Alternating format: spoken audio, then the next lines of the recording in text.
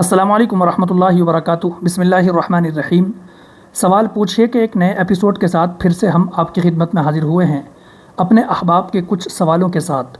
آج کا پہلا سوال یہ ہے کہ جب کسی شخص کا انتقال ہوتا ہے تو اس کی بیوی کو جب عدت گزارنی ہوتی ہے تو اس کی عدت کا حساب کیسے لگے گا اور اس کی عدت کب پوری ہوگی؟ دیکھیے گا، اس مسئلے کو تھوڑا تفصیل کے ساتھ سمجھیے گا کہ جب کسی شخص کا انتقال ہوتا ہے تو اس کی بیوی کی عدت انتقال کے وقت سے شروع ہوتی ہے۔ پہلی تو یہ بات ذہن میں رکھیں، تدفین کے وقت سے، یعنی جب دفن کیا اس وقت سے شروع نہیں ہوتی، عدت شروع ہوتی ہے انتقال کے وقت سے۔ مثال کے طور پر کسی شخص کا انتقال ہوا 9 بجے تو 9 بجے سے ہی اس کی عدت شروع ہو جائے گی۔ اب سوال یہ پیدا ہوتا ہے کہ ہم عدت کا حساب کیسے لگائیں گے کہ عدت کب پوری ہوئی ہے؟ اس کے دو شکلیں ہیں۔ پہلی شکل یہ ہے کہ اگر کسی شخص کا انتقال ہوا چاند کی 1 تاریخ کو تو اب اس کی جو عدت ہوگی وہ پوری 4 مہینے 10 دن ہوگی، یعنی اسلامک مہینوں کے حساب سے 4 مہینے 10 دن۔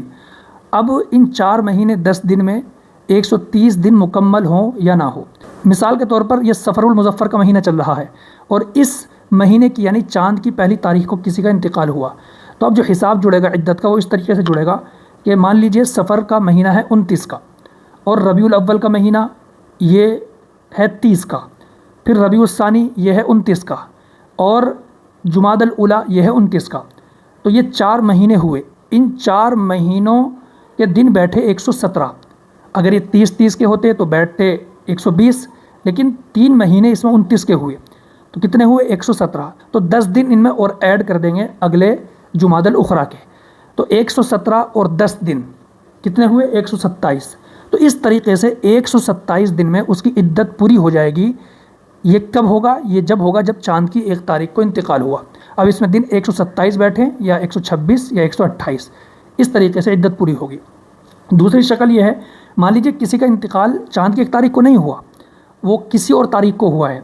اب فار ایگزامپل آپ اس طریقے سے اس کو سمجھ سکتے ہیں، آج 30 جولائی ہے اور چاند کی تاریخ ہے 4، یعنی 4 سفر المظفر، تو چاند کی 1 تاریخ تو ہے نہیں، 4 ہے، 1 نہیں ہے، تو اب حساب دوسرا جڑے گا۔ اب حساب یہ جڑے گا کہ اب پورے 130 دن ہم جوڑیں گے۔ کس طریقے سے؟ جیسا کہ آج جولائی کی 30 تاریخ ہے اور یہ مہینہ ہے 31 کا، کسی کا انتقال ہوا 30 تاریخ کو، تو ایک اگلا دن کون سا ہوا؟ 31 جولائی کا 1 دن ہوا، اور اگست ہے 31 کا، ستمبر ہے پھر 30 کا، اکتوبر ہے 31 کا اور نومبر ہے 30 کا۔ تو اس طریقے سے یہ دن بیٹھے 123، یعنی ایک دن ہم نے جولائی کا لے لیا اور بقیہ اگست، ستمبر، اکتوبر، نومبر کے دن لے لیے۔ تو اس طریقے سے یہ کتنے 123 دن ہو گئے۔ جب 123 دن ہوئے تو دسمبر کے ہم نے 10 دن اور جوڑ لیے اس کے اندر، تو یہ 130 دن مکمل ہو گئے۔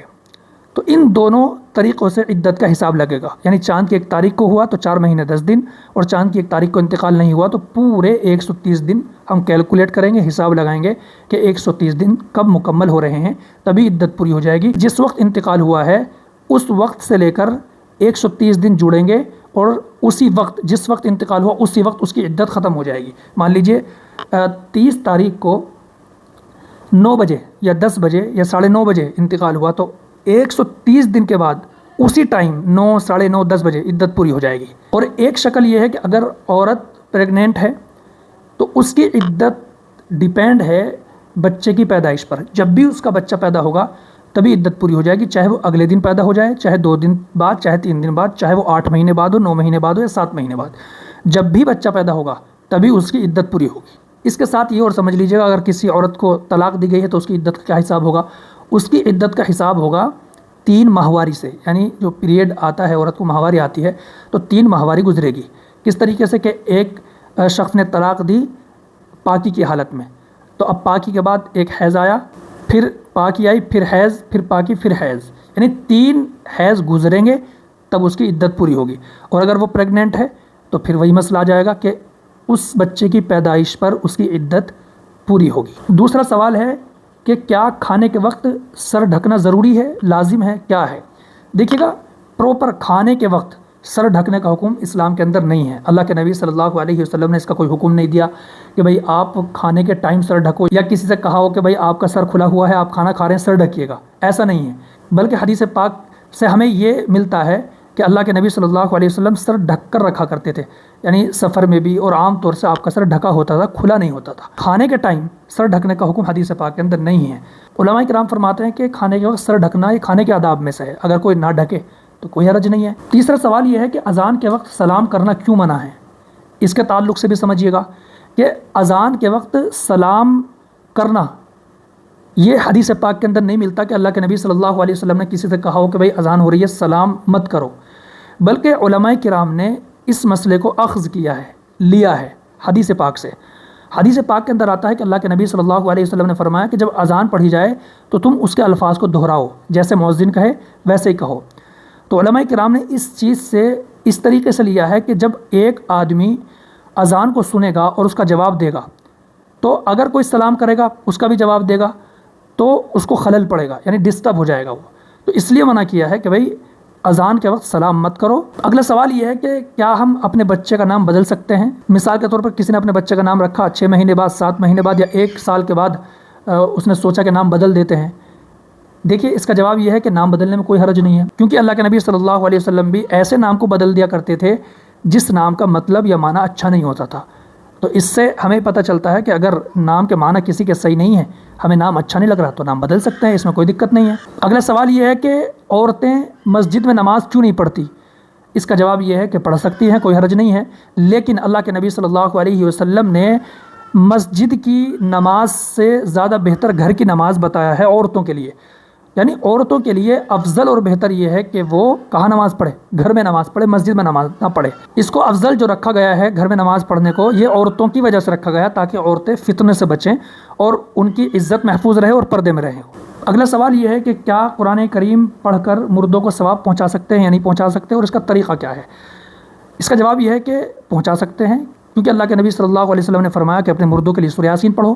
علماء کرام نے اسی سے لیا کہ ایصال ثواب ہم کر سکتے ہیں، ایصال ثواب کرنا چاہیے، اور ایصال ثواب کا قرآن کے بخشنے کا طریقہ کوئی مستقل اور پروپر نہیں ہے، سمپل سا طریقہ ہے کہ ہم قرآن کریم پڑھیں اور دل میں نیت کر لیں، سوچ لیں، بس ارادہ کر لیں کہ ہم یہ قرآن کریم جو پڑھ رہے ہیں فلاں کے لیے پڑھ رہے ہیں، اللہ اس کو اس کا ثواب پہنچا دے، تو اللہ نیت کرنے سے ثواب پہنچا دے گا، یعنی قرآن کریم بخشا گیا اور قرآن کریم کا ثواب پہنچ گیا نیت کرنے سے، ارادہ کرنے سے۔ اس کے لیے مستقل کسی کو بلانا یا کسی سے کہنا کہ بھائی ہمارا قرآن بخش دو، اور قرآن بخشوانے کے لیے مدرسے کے بچوں کو اکٹھا کرنا، کسی عالم سے کہنا ضروری نہیں ہے، بس دعا کرا سکتے ہیں، کہہ سکتے ہیں بھائی دعا کر دیجیے گا، لیکن اصل تو طریقہ وہی ہے کہ نیت کر لی اور قرآن بخشا گیا۔